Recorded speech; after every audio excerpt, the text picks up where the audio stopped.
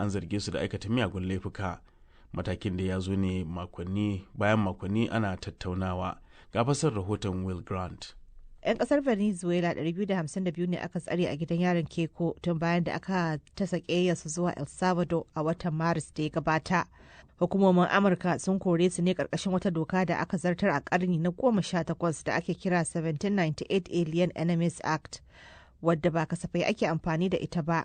Mutanen da sun dage da cewa su ba mambobin kungiyar asiri ta kasar Venezuela bane da ake kira Tren de Araguay, kamar yadda gwamnatin Trump ta yi ikirari. Yanzu bayan watanni 4 an maida prisonin gida, wato birnin Caracas, wanda wani abu ne da ya kwantar da hankulan iyalansu. A ɗayan bangaren kuma gwamnatin Venezuela ta saki Amurkawa 10 tare da mika su ga jami'an Amurka, kuma sakataren harkokin wajen Amurka Marco Rubio ya tabbatar da hakan. Wannan dai ya kawo ƙarshen wani al'amari da ya janyo cece-kuce akan yadda aka aiwatar da dokokin shige da fice masu tsauri na shugaba Trump. Ba a taɓa samun mutanen da aikata wani laifi a ƙasar ta El Salvador ba, kuma lauyansu ya yi zargin cewa shugaba Nayib Bukele ya saba wa dokokin ƙasashen duniya a lokacin da ya kai su wani katafaren gidan yari da ake ɗaure masu aikata miyagun laifuka. A wani labarin kuma an maida wasu yara 7 'yan ƙasar Venezuela gida waɗanda aka raba su da iyayensu da ke tsare a Amurka. Gwamnatin ƙasar ta watsa hotunan isowarsu inda ministan cikin gida Diosdado Cabello ya tarbe su. An gaida Raliya Zubairu da fasar rahoton Will Grant. Yanzu kuma su nufi Najeriya, inda rundunar sojin ƙasar ta kaddamar da wani sabon shiri na horar da sojoji da ke fagen daga kan yadda za su kula da lafiyar kwakwalwarsu, wanda aka tsara yi sau 2 a shekara. Horon, wanda aka fara a jiya Juma'a a jihar Sokoto, an shirya shi ne domin jami'an da ke shirin Operation Fansan Yamma da ma wasu sojojin da ke fagen daga a bangarori daban-daban na kasar. Ga rahoton Aisha Aliyu Jafar.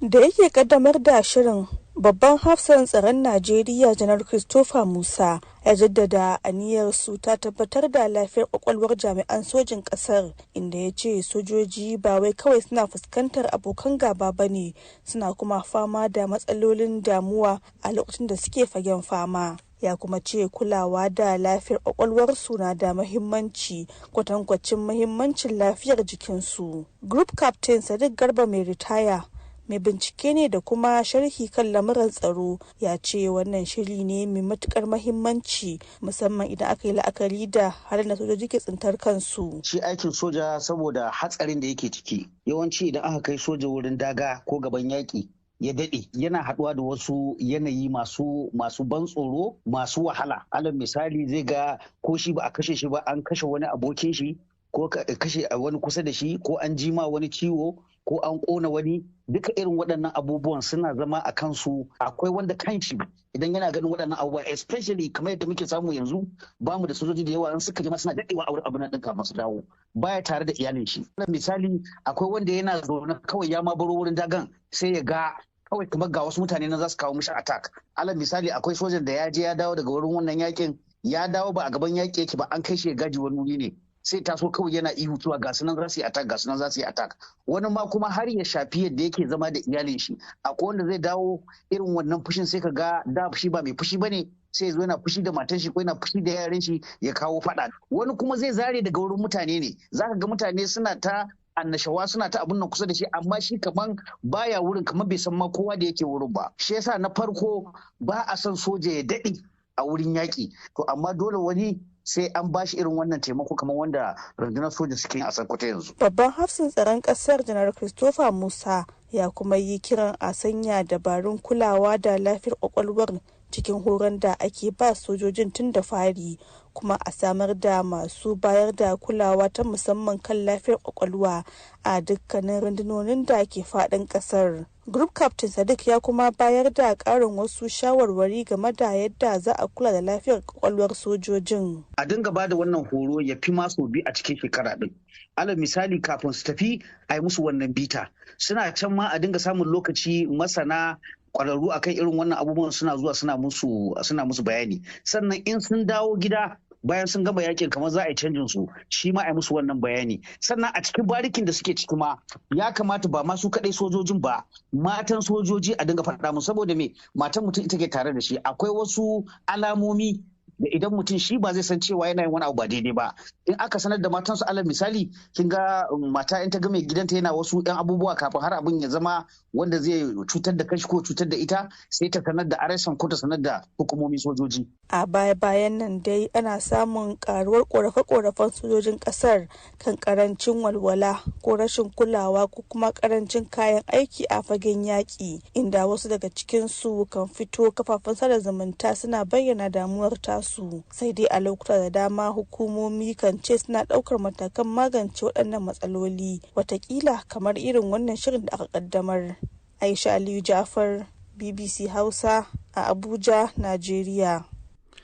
Tori yau dai muna Najeriya inda gamayyar kungiyoyin fararen hula da ke yankin kudu maso kudancin Najeriya da ake kira SLAF da wato ta gargaɗi tsohon ɗan takarar shugaban ƙasa a jam'iyyar Labour Peter Obi kan neman tikitin takarar shugaban ƙasa ba tare da shiga zaben fidda gwani ba a jam'iyyar haɗaka ta ADC.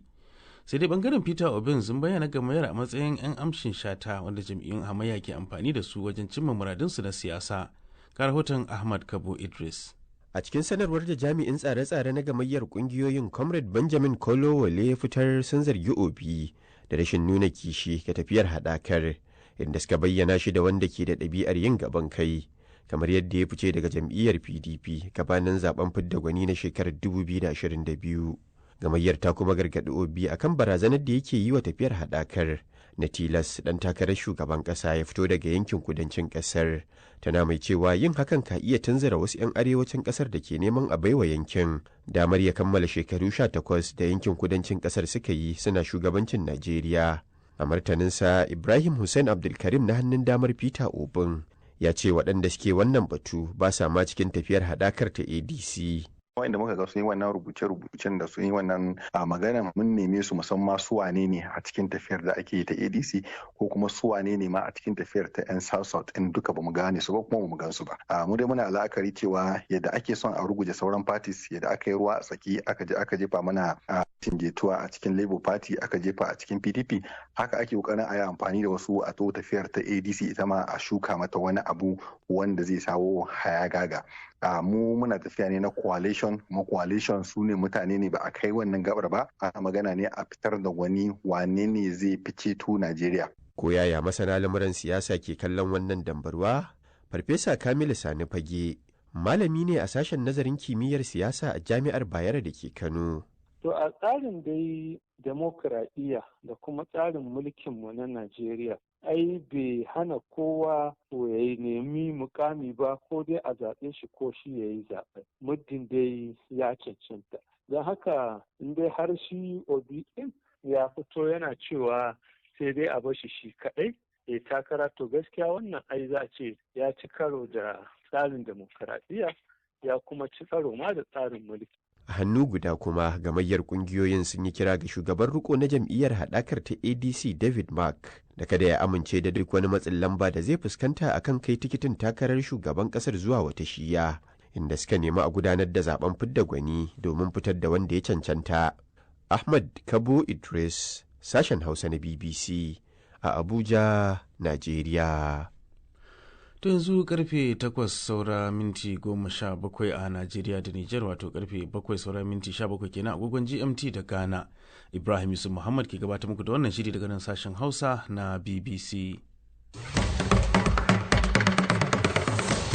To a farkon shirin dai kun ji cewa shugaban Amurka Donald Trump ya maka jaridar Wall Street Journal a kotu.